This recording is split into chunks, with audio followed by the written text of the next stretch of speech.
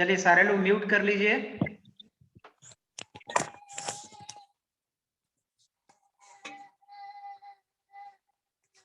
हाँ, तो ये टेबल को थोड़ा सा हम लोग समझेंगे, ठीक है। ये टेबल को हम लोग समझेंगे। इसमें टीचर आईडी है, ठीक है ना। थोड़ा सा टेबल को हमने चेंज किया है, वही चीज है, बस टीचर आईडी है और एक एक्स्ट्रा कॉलम लिया है सब्जेक्ट आईडी।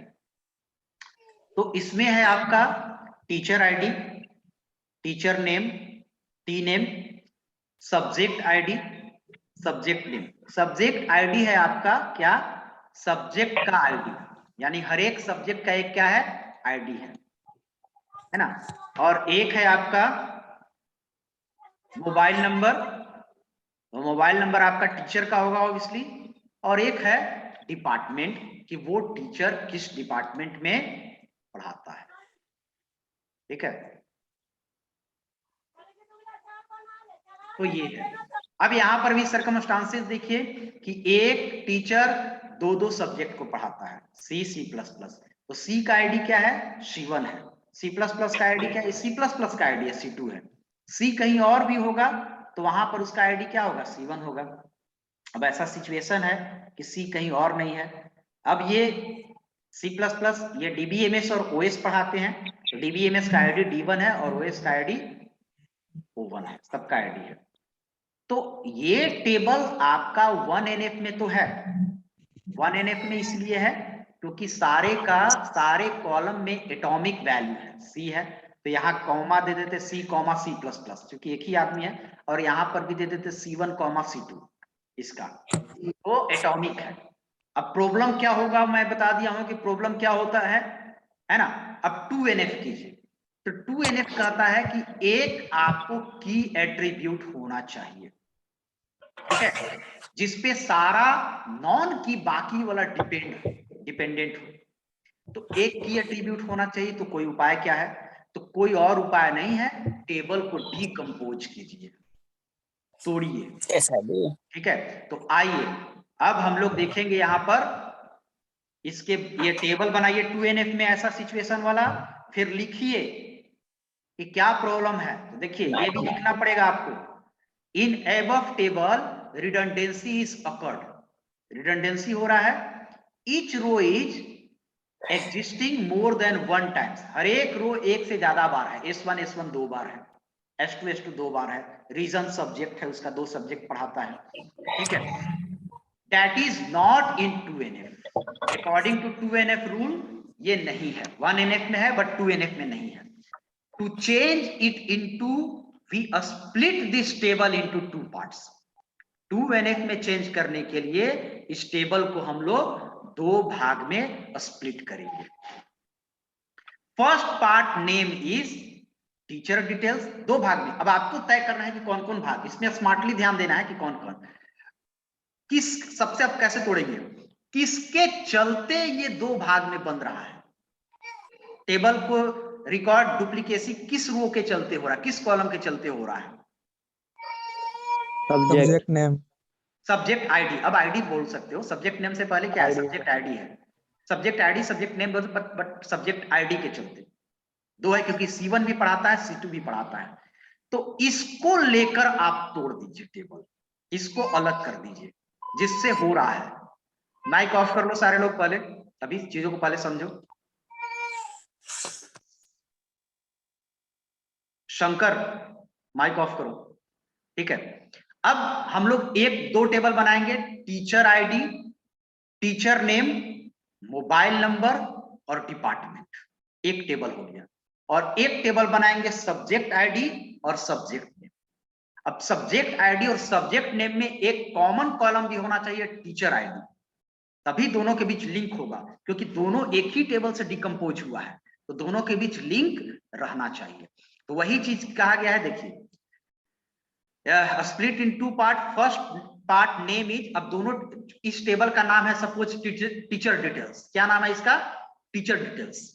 तो अब आप इसको दो भाग में कंपोज करें, डिकम्पोज करेंगे, तो दोनों को अलग अलग टेबल का नाम अपने हिसाब से रखेंगे। तो यहां पर देखिए two part. First part name is teacher details. पहला पार्ट का हम लोग टीचर डिटेल्स नाम रखेंगे और उसमें रखेंगे teacher ID, teacher name, mobile और डेप्ट। अभी जैसा कि आपको बताया, teacher ID, teacher name, mobile और डेप्ट, पहला टेबल जिसका नाम होगा आपको टीचर डिटेल्स। सेकेंड पार्ट जो तोड़ेंगे उसका नाम रखेंगे सब्जेक्ट डिटेल्स, जिसमें हो जाएगा सब्जेक्ट आईडी, सब्जेक्ट नेम और एक कॉमन कॉलम होना चाहिए।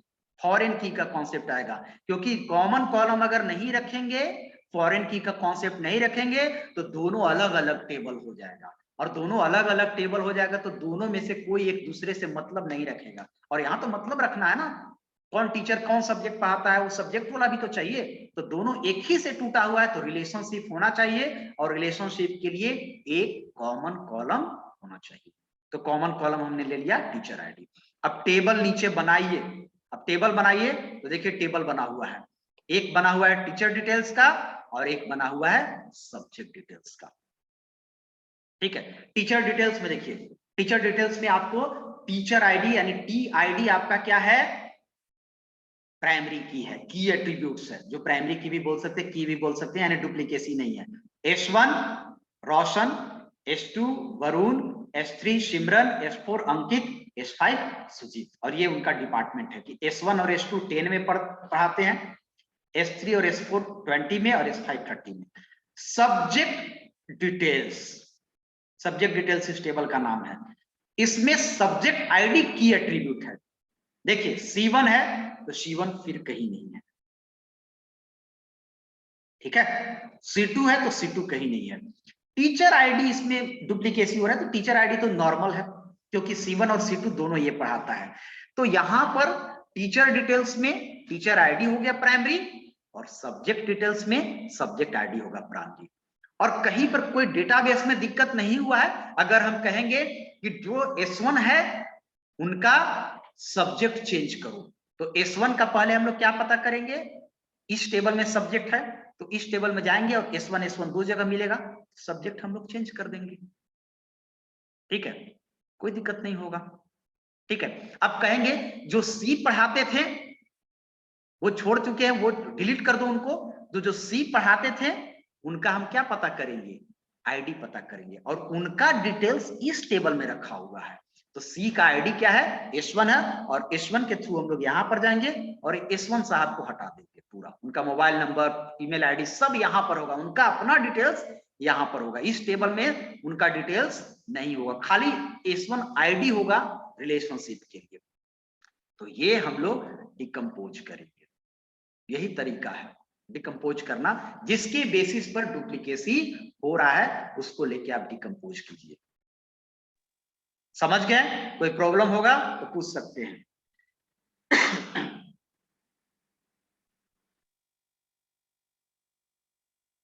समझे? कोई इशू? श्रीकांत पूछो। पहले कैमरा तुम ऑन करो, कैमरा ऑन करो, क्वेश्चन पूछना है, कैमरा ऑन करो।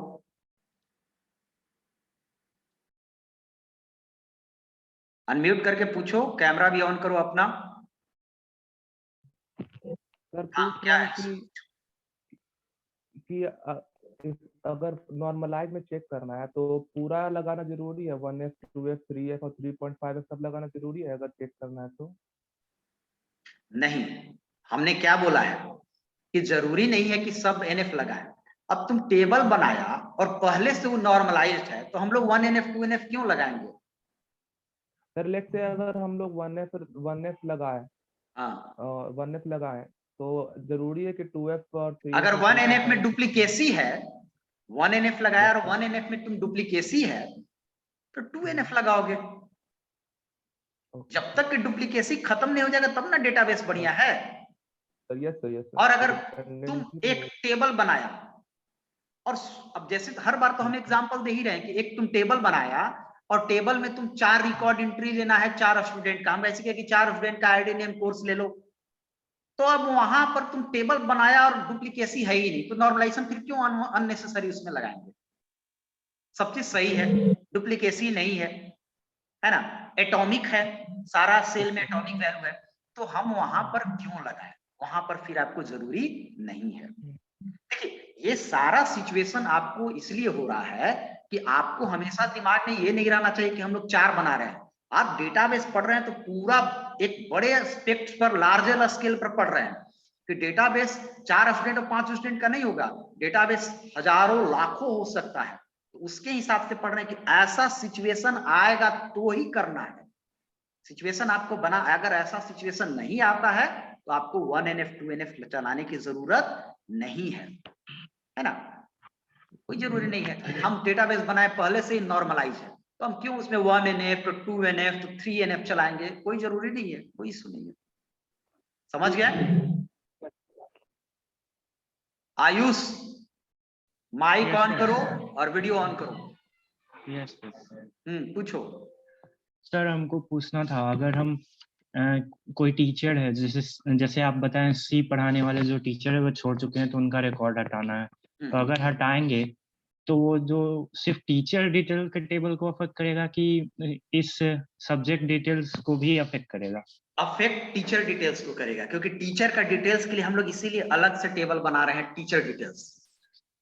ठीक है। आईडी तो उनको कौन दिया है? आईडी उनका पहले घर से तो नहीं आया था, उनका मोबाइल नंबर घर से है, उनका ईमेल आईडी घर से है, तो उनका सारा रिकॉर्ड चला जाए।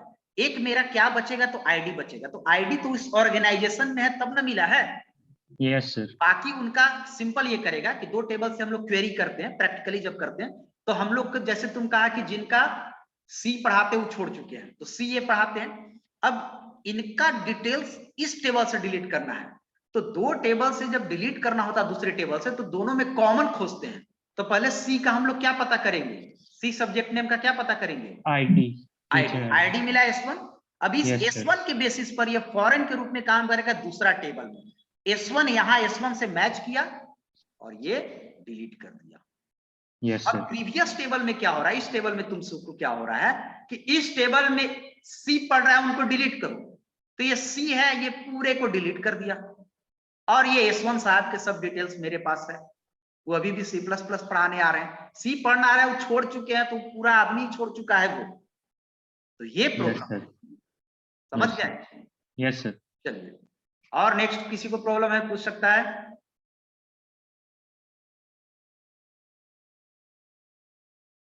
सिद्धार्थ, चलो पूछो सिद्धार्थ। सर सेकंड टेबल में भी तो डुप्लीकेशन अभी हो ही रहा है ना? कहाँ डुप्लीकेशन हो रहा है बताओ? ये sir teacher ID sir S1 तो टीचर आईडी इसमें प्राइमरी की है? नहीं सर, इसमें प्राइमरी की नहीं है डुप्लीकेशन। अच्छा ठीक है, अगर हमारे यहाँ 50 स्टूडेंट अंकित नाम के है यस तो सर। कहेंगे डुप्लीकेशन हो रहा है, 50 अंकित अलग अलग है। Yes sir.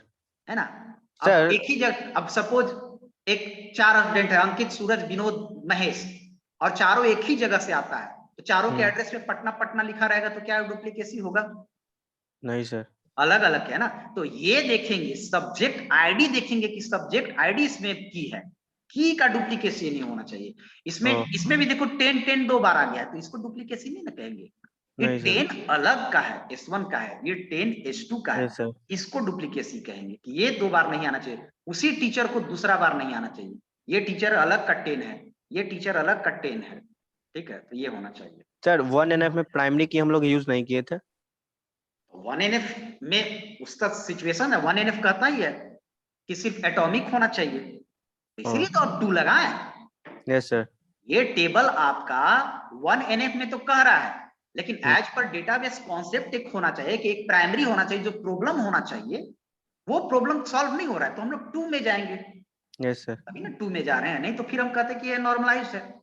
तो जरूरी नहीं है कि 1NF से ही नॉर्मलाइज, 1NF में ये रह गया, तो उसी को हम लोग 2NF में आए हैं। ठीक है, ओके सर। अब आते हैं हम लोग थर्ड भी देख लेते हैं थोड़ा सा, और फिर BCNF नेक्स्ट क्लास में हम लोग देखेंगे। तो थर्ड देखिएगा, देखिए सबसे पहले तो एक और चीज समझना है कि सारा नॉर्मलाइजेशन फॉर्म सारे टेबल पर नहीं चलेगा, उस तरह के सिचुएशन आपका होना चाहिए तभी करेगा। ये हम बार बार बात बोल रहे हैं कि सिचुएशन पर निर्भर करेगा कि वो सिचुएशन आ रहा है कि नहीं। तो आपको उस तरह के टेबल भी सीखने के लिए उस तरह के टेबल भी आपके पास होना चाहिए कि जिस पर हम लोग लगा सके। ये प्रॉब्लम हमने दिखाया कि ये प्रॉब्लम हो सकता है, तभी आप लगाएंगे। ठीक है, तो ये आप बना लेंगे, ये दोनों आपको बनाया हुआ है 2NF वाला, ये 2NF कर लेंगे। अब आते हैं थर्ड NF। थर्ड एनएफ में आप क्या लिखेंगे? पहला लाइन, ये टेबल इज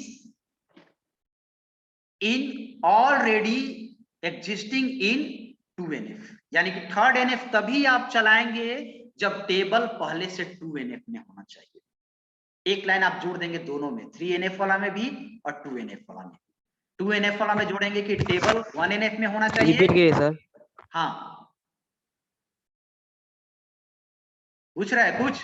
रिपीट कीजिए सर। तो रिपीट तो कर ही रहे यार, तुम ऐसा बोल देता है बीच में, जब तक बात बोलना खत्म नहीं करेंगे तब तक ओवरलैप हो जाता है वैसे। ठीक है, तो टेबल हमेशा क्या होना चाहिए? 2NF में होना चाहिए, और जब टेबल 2NF में होगा तो ऑलरेडी वो 1NF में होगा ही, यानी थर्ड NF तभी चलाएंगे जब ऑलरेडी वो 1NF 2NF में होना चाहिए। तो ये लाइन आपको लिखना होगा, ये टेबल 2NF में होना चाहिए, तब देखेंगे। अब थर्ड NF क्या होगा? एक table is said to be in third normal form if all the non-key attributes are independent of all other non-key. non-key समझ रहे हैं आप? That is a non-key. ये की है और बाकी सब क्या होता है? एक ही की होता है और बाकी सब क्या होता है? नॉन की होता है। तो फंक्शनल डिपेंडेंसी में आप क्या देखें कि एक कह रहा है कि एक नॉन की, फुल फंक्शनल डिपेंडेंसी में कि नॉन की सारा की पर करेगा। अब इसमें थर्ड एनएफ में क्या कह रहा है कि जितना भी नॉन की है वो किसी दूसरे नॉन की पर डिपेंडेंट नहीं होना चाहिए, वो की पर होना चाहिए। जैसे आपके पास एक टेबल है जिसमें 3 कॉलम है, 1 2 3 4, इसमें एक की होगा और बाकी सब क्या हो गया? नॉन की।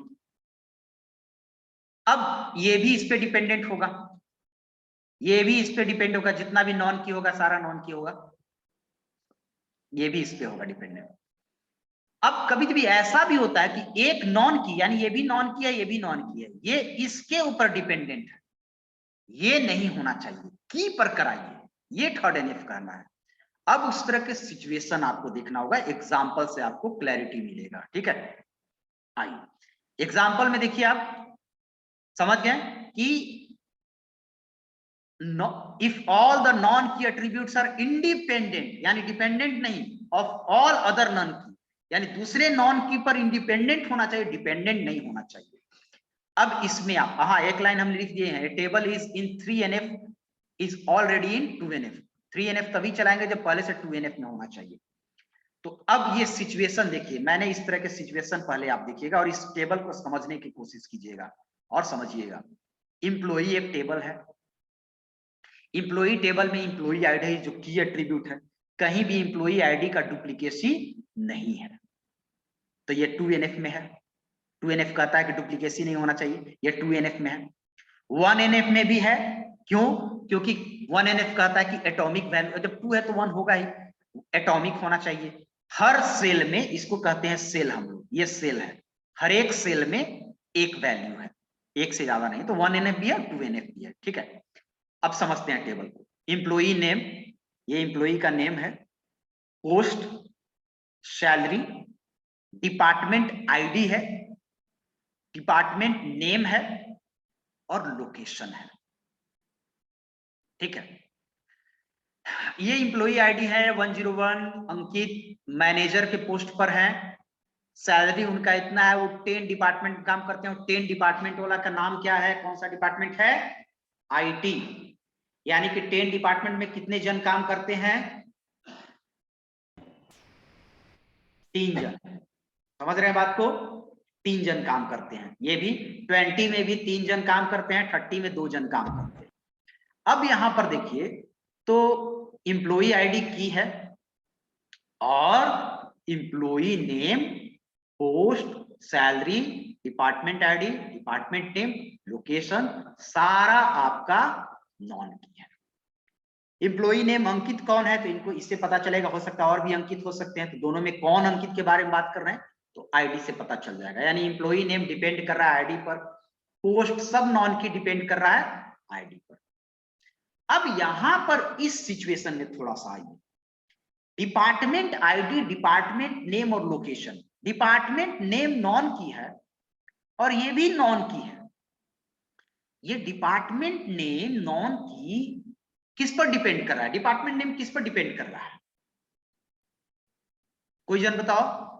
डिपार्टमेंट आईडी पे। डिपार्टमेंट नेम की डिपेंडेंसी किस पे है? Employee ID. डिपार्टमेंट आईडी पे सर। किस पे है पर? Employee ID. No no no, directly department ID पे सर। डिपार्टमेंट आईडी पर है, क्योंकि 10 डिपार्ट जिनका आईटी है, जिनका नाम डिपार्टमेंट का आईडी, उनका आईडी 10 है। यानी कि जहां जहां 10 रहेगा वहां आईटी लिखा मिलेगा।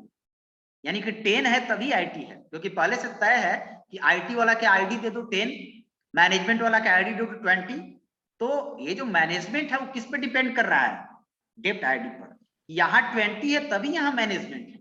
अगर यहाँ 10 रहता तो यहाँ पर क्या रहता? आईटी रहता। आईटी रहता। ठीक है, समझ गए? अब ये भी है कि इधर से देखिए, अब लोकेशन भी डिपेंड कर रहा है डिपार्टमेंट आईडी और डिपार्टमेंट नेम पर, क्योंकि आईटी डिपार्टमेंट जितना है सब पटना में है। आईटी डिपार्टमेंट और लास्ट वाला डिपार्टमेंट कौन है? कॉमर्स डिपार्टमेंट, दोनों पटना में है। यानी 10 और 30 जहां जहां रहेगा वहां वहां पटना रहेगा। यानी कि ये भी इन दोनों पर डिपेंड है। क्लियर है?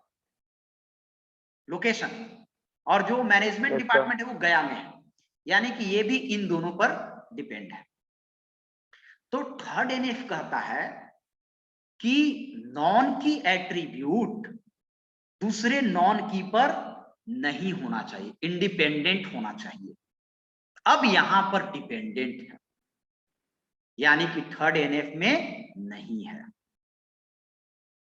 तो अब सोचना है कि सर थर्ड एनएफ में नहीं है, ठीक है मान लेते हैं थर्ड एनएफ में नहीं है, तो प्रॉब्लम क्या है ये भी तो सोचेंगे कि थर्ड एनएफ में नहीं तो हमको दिक्कत क्या हो रहा है, तभी हम लोग आगे बढ़ेंगे। क्या प्रॉब्लम है इसमें? तो बताओ क्या प्रॉब्लम है। हम कुछ भी काम मेरा डेटाबेस में कर ही लेंगे। मेरा एम्प्लॉई का टेबल है और एम्प्लॉई का टेबल में आप देख रहे हो कि एम्प्लॉई का टेबल में आपका सिंपली क्या होना चाहिए कि एम्प्लॉई आईडी एक की होना चाहिए। एम्प्लॉई आईडी है ही, सारा काम हो ही जा रहा है, तो क्या प्रॉब्लम है? डिपेंडेंसी हो रहा है डिपार्टमेंट। क्या डिपेंड हो रहा है, नॉन की डिपेंडेंट हो जा रहा है सर।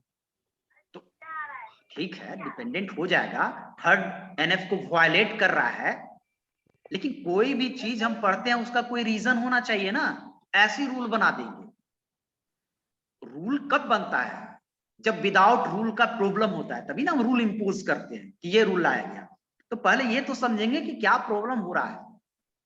ठीक है, अब मैं बताता हूं, देखिए क्या प्रॉब्लम हो रहा है। एक सिंपल सा प्रॉब्लम हो सकता है। दीपक कुमार हैंड रेज कर रहा है, माइक ऑन करो और अनम्यूट करो, पूछो। सर अगर बोले कि आईटी वाले माइक ऑन करो, पहले ये वीडियो ऑन करो। सर लाइट नहीं है।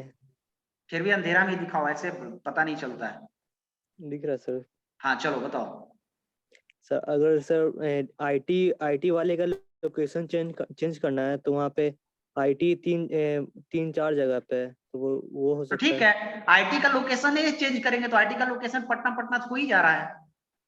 सर एक पर्टिकुलर एक आदमी का चेंज करना है तो एक आदमी का कैसे चेंज करोगे? आईटी डिपार्टमेंट ही पटना में है, तो एक आईटी वाला को भेज दोगे जहानाबाद, तुम कैसे भेज दोगे?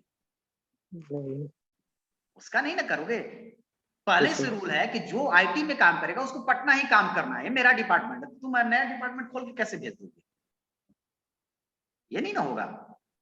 ठीक है, यस सर। देखिए क्या दिक्कत हो रहा है। जैसे एक दो का और ले लेते हैं हम। दीपक ये अनु है, अनु क्या नाम है पूरा? अनुज पांडे है, वो हैंड रेज किया है। अनुज पूछो। सर सैलरी में डिफरेंस होगा सर। सैलरी से क्या मेल लेना देना है? एक डिपार्टमेंट में आईटी वालों डिफरेंट का डिफरेंट सैलरी के लोग नहीं रहते हैं क्या? आईटी डिपार्टमेंट है तो सब कोई सेम काम करेगा। आईटी डिपार्टमेंट में तो बहुत सारे पोस्ट होगा, कोई एक्सपीरियंस से भी तो सैलरी तय होता है कि किसी को ज्यादा एक्सपीरियंस है, पुराना आदमी है, तो उसी पोस्ट पर रहते हुए भी उसकी सैलरी ज्यादा होगी। देखिए दिक्कत क्या है, अब मैं आपको बताता हूं। दिक्कत ये है, क्यों इसको बता कर रहा है कि अगर हम लोग कोई इंप्लॉई आईडी छोड़ दिया, ठीक है, E01 छोड़ दिया है ना, E01 है ना, छोड़ दिया, तो कोई इंप्लॉई आईडी छोड़ने के बाद हम लोग E01 को अगर डिलीट करेंगे तो उनका सारा डिलीट हो जाएगा, यानी कि डिपार्टमेंट आईडी, डिपार्टमेंट नेम और लोकेशन। अब होता क्या है कि सारा डिटेल्स तो उनका जो बाकी का डिटेल्स है वो तो उनका पर्सनल है, लेकिन डिपार्टमेंट आईडी, डिपार्टमेंट नेम और लोकेशन ये ऑर्गेनाइजेशन के है। अब ऑर्गेनाइजेशन डिपार्टमेंट वाला भी उसी में बना दिया है, उसी टेबल में डाल दिया है, इंप्लॉई टेबल में ही डाल दिया है। अब 102, 101, 102, 103 तीनों छोड़ दिए। अब तीनों को डिलीट करेंगे तो मेरा ये जो टेबल है, ये तीनों वैल्यू, वो सारा आईटी ये खत्म हो जाएगा। अरे आईटी के 3 लोग को हटा देंगे, आईटी के 3 लोग को हमको भरना है, तो मेरा ये टेबल क्यों सब हो जाएगा कि 10 ये भी वायलेट कर रहा है। डिपार्टमेंट आईडी हम दिए थे, आईटी का नेम, लोकेशन, हो सकता है और भी कॉलम हो सकता है, लोकेशन में स्टेट भी हो सकता है, तो जहां जहां पटना होगा स्टेट बिहार होगा, और भी कॉलम हो सकता है जो इस पे डिपेंड होगा, तो वो सब हट जाएगा। तो हम लोग अपना जो ऑर्गेनाइजेशन के पर्सनल डिटेल्स है वो क्यों हटाएं, वो क्यों वायलेट करें, वो रखे। उन लोग छोड़ दिया। मेरा डिपार्टमेंट आईडी 10 है, उसमें मेरा टेबल इंटैक्ट है, उसमें फिर से नया लोग आए, उनको डिपार्टमेंट आईडी 10 डाल दिए, मेरा वो डिपार्टमेंट का टेबल बना हुआ है। तो ये एक प्रॉब्लम है कि हमारा जो पर्सनल डिटेल्स है डिपार्टमेंट का वो खत्म नहीं होना चाहिए। सपोज ये 8 आदमी छोड़ दिया, मेरा सब डिपार्टमेंट ही खत्म हो गया, मैंने मेरा कंपनी ही खत्म हो गया, ऐसा नहीं होना चाहिए। मेरा है सारा डिपार्टमेंट, ये भरा हुआ है, ये बना हुआ है, इंटैक्ट है ना, ये सारा है, बट वो लोग छोड़ चुके हैं, हम नए लोग को भर्ती कर रहे हैं, तो ये मेरा डेटाबेस में रहना चाहिए।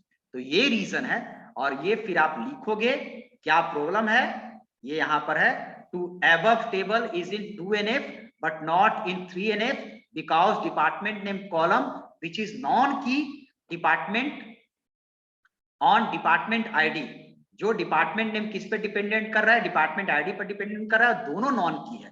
तो ये लिख देना है, आपको समझाए दिए हैं, इसको 2 भाग में तोड़िए, और कोई चारा है नहीं। हमने बताया कि नॉर्मलाइजेशन का मतलब भी होता है डिकम्पोज करना, तो डिकम्पोज कीजिए, और डिकम्पोज जब आप करोगे तो आप कौन कौन सा कॉलम रखोगे, बताओ कौन कौन सा कॉलम रखोगे।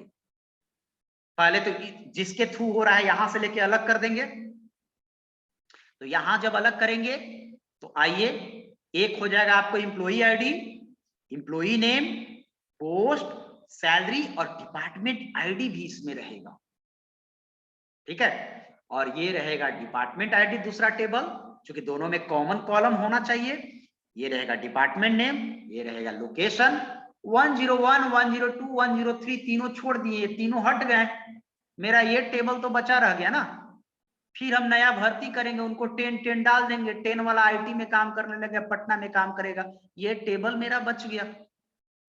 तो जो खुद एक ऐसा कॉलम है जो खुद पर बहुत सारे कॉलम डिपेंड कर रहे हैं, तो उनको लेकर एक अलग टेबल बना दो 3NF में। तो ये खुद था 10, 20, 30, ये प्राइमरी इसमें हो गया, और 10 हो गया आईटी, और इसमें हो सकता है कि 10, 10, 10, 10 50 बार आए इसके डिपार्टमेंट आईडी में, क्योंकि 50 इंप्लॉई 10 में काम करते हैं, तो 10 का यहाँ मिल जाएगा कि आईटी और पटना में काम करते हैं। तो यही एक तरीका है, समझ गए। ये नोट शेयर कर देंगे, ये तीनों आप लोग पढ़ के आइएगा, पढ़िएगा, कुछ और इशू होगा तो फिर अगले क्लास में भी हम बताएंगे। क्लियर है? Yes sir. चलिए, यस सर। तो नोट्स हम शेयर कर देंगे। अब जल्दी से अटेंडेंस बोल लीजिएगा, पढ़िएगा, कोई और समस्या होगा तो फिर नेक्स्ट क्लास में पूछ लीजिएगा। ओके अटेंडेंस आप देंगे। नहीं भेजे थे।